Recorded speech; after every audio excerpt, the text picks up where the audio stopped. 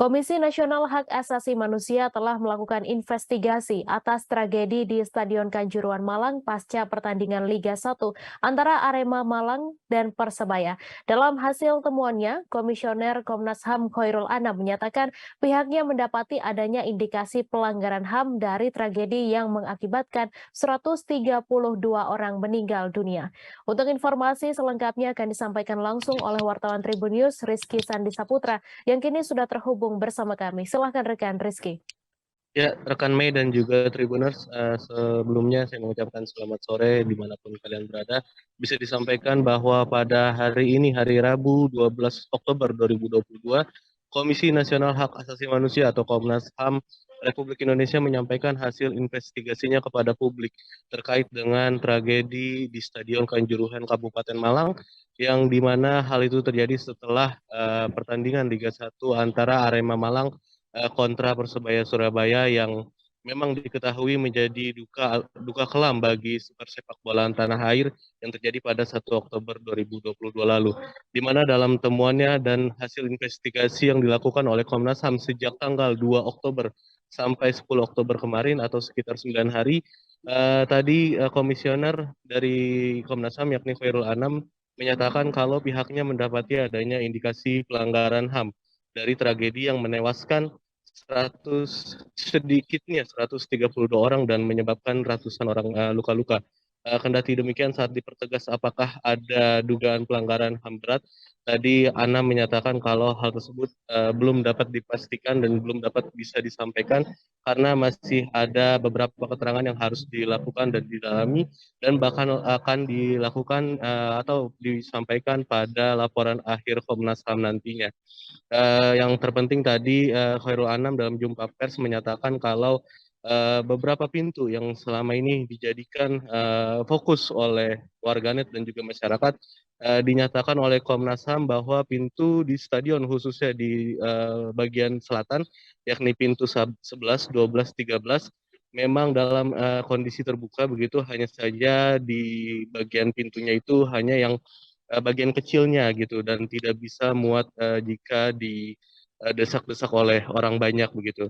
Sehingga tadi kata Khairul Anam banyak supporter Aremania yang berhimpitan di pintu tersebut karena memang dimensinya hanya 75 cm untuk lebarnya dan tingginya hanya 180 cm, dalam artian ini hanya bisa dilintasi oleh satu orang dan itu tidak dalam keadaan panik. Jika memang dalam keadaan panik, pintu itu tidak bisa menampung banyak ya orang yang sudah berjubel di depan atau yang panik begitu akibat tembakan gas air mata dari pihak kepolisian. Tadi juga Anam menyampaikan kalau memang terjadinya kepanikan oleh para supporter ini dipicu akibat tembakan gas air mata yang dilakukan para pihak kepolisian, dalam hal ini Brimob dan juga Sabara, yang dilakukan pada sekitar pukul 22 lewat 58 gitu atau beberapa menit setelah peluit akhir babak pertandingan diselesaikan. Mereka Brimob menembakkan mayoritas gitu menembakkan gas air mata itu ke bagian selatan tribun penonton. Tadi juga Herlana menyatakan kalau sebagai tindak lanjut dari proses pemeriksaan yang dilakukannya ini, pada esok hari Komnas HAM bakal memanggil PT Direktur Utama PT Liga Indonesia Baru yakni PT LIB dan juga PSSI serta pihak broadcaster atau pemegang hak siar yakni Indosiar.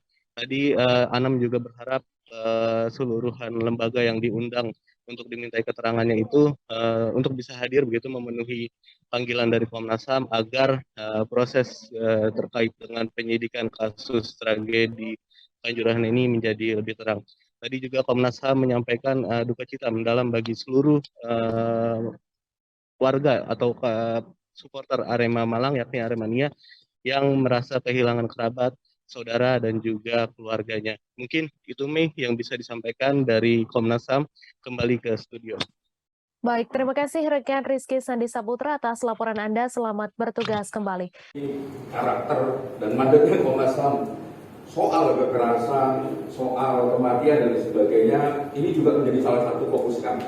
Jadi di samping soal rempang rencana pengamanan, prakondisi, termasuk juga penggunaan senjata, karena ini terkait erat dengan kekerasan, jumlah korban dan sebagainya.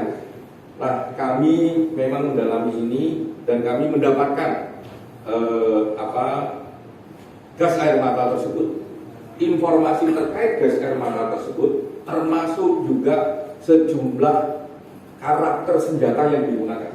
Jadi kami melihat langsung senjatanya, bahkan kami memegang langsung senjatanya, kami menghitung juga senjatanya dan sebagainya. Kami cukup lengkap soal ini. Nah, termasuk di sini misalnya yang melakukan penembakan terhadap menggunakan gas air mata adalah Brimob dan Sabara. Jadi tidak hanya Brimob, tapi juga Sabara juga melakukan penembakan gas air mata. Nah, itu temuan-temuannya untuk sementara ini sebenarnya cukup detail gitu, cuma karena banyak media yang ingin tahu update-nya. Padahal minggu depan itu kami berencana meluncurkan laporan akhir. Tapi karena banyak yang tanya kepada kami, saya, Pak BK, dan teman-teman yang lain memutuskan yaudahlah kita respon update ini. Dan semua ini cukup detail. Ini hampir semua. Ini salah satu bagian yang dokumen-dokumen ini kami dapatkan